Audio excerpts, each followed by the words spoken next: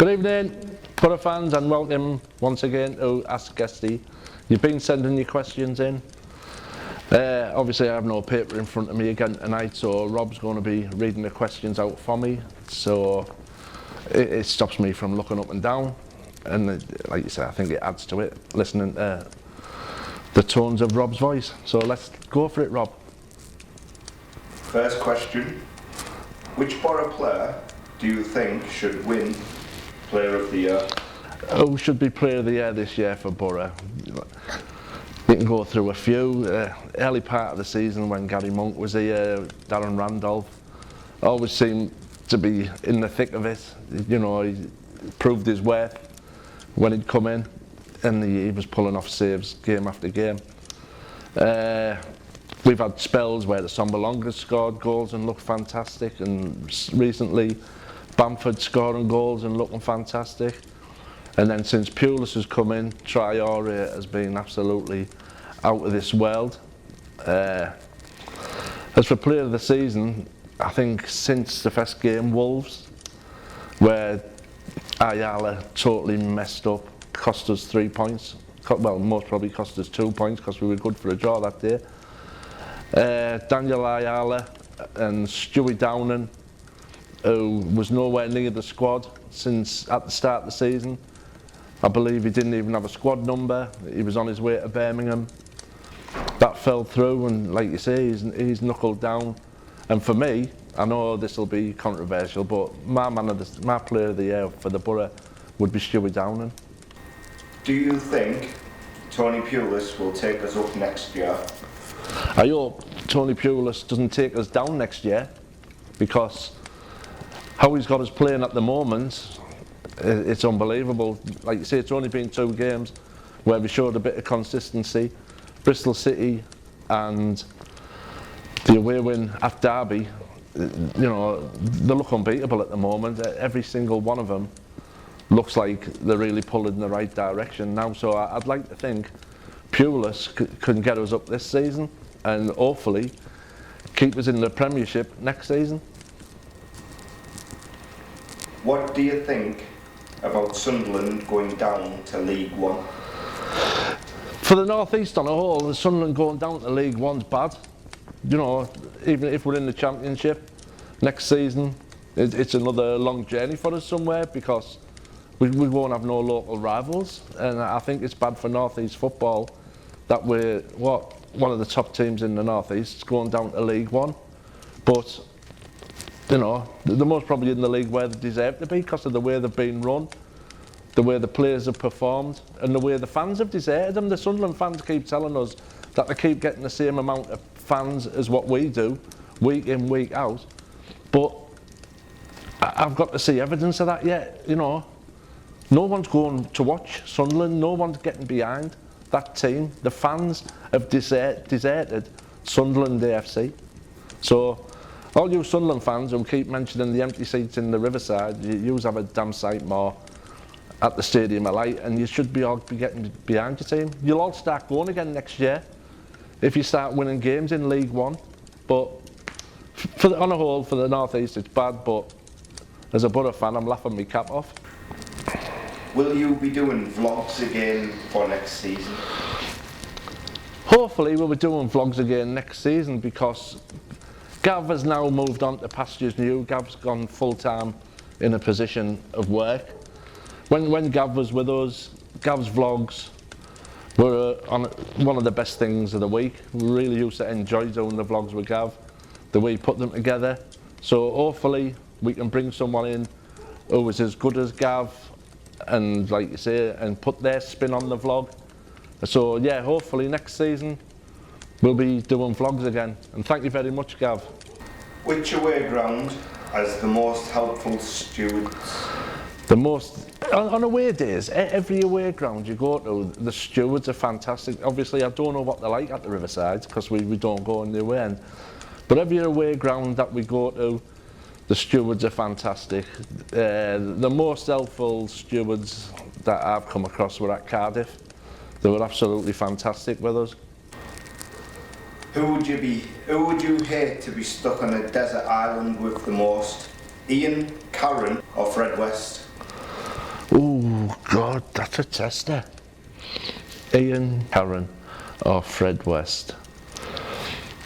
It'd have to be Fred West because, you know, you're always worried about, you wouldn't be able to turn your back on him if he had a shovel, you know what I mean, that was it. He wouldn't be just building sandcastles where you would he, and he just wouldn't bury you up to your neck in the sand, you know, you'd be down, you'd be gone, you'd be forgotten, so it'd have to be Fred West. Set up.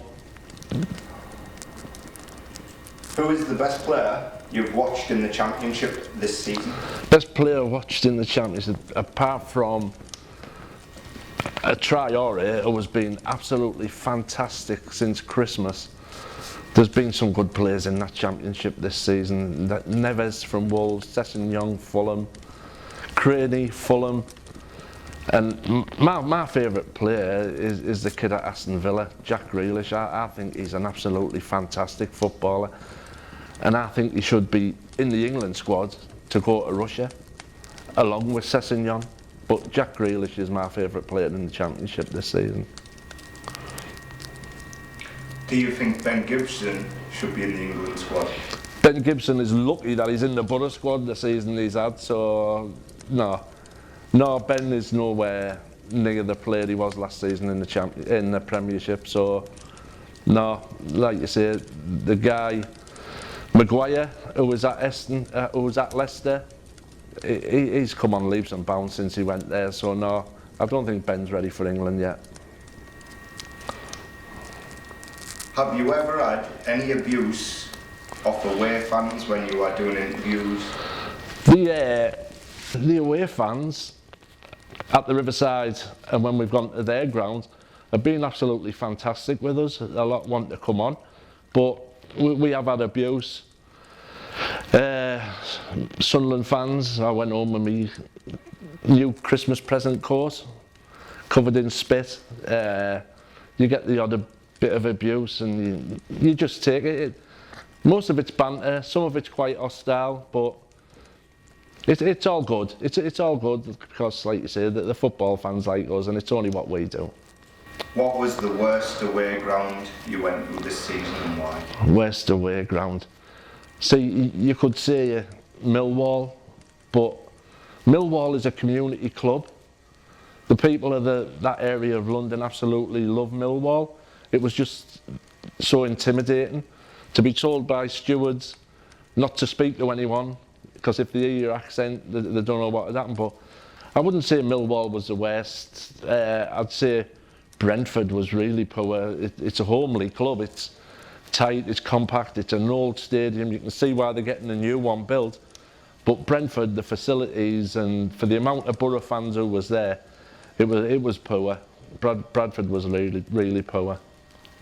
Sorry, Brentford was really poor. What sank faster, the Titanic or Sunderland? What went faster, the Titanic or Sunderland? I wasn't around to witness the Titanic sinking. I've seen the stupid film, it's absolutely dire. But I can't believe how quick Sunderland have gone down. I think someone put the comment on the other day, congratulations Sunderland for getting out the Championship first time of asking, which I found really funny. So yeah, Sunderland definitely have gone down quicker than the Titanic. They've gone down quicker than one of AJT's girlfriends. Are you feeling confident ahead of playing Millwall on Saturday? Yeah, massively confident. I watched Millwall play Fulham last week and they were a match for Fulham for the first half.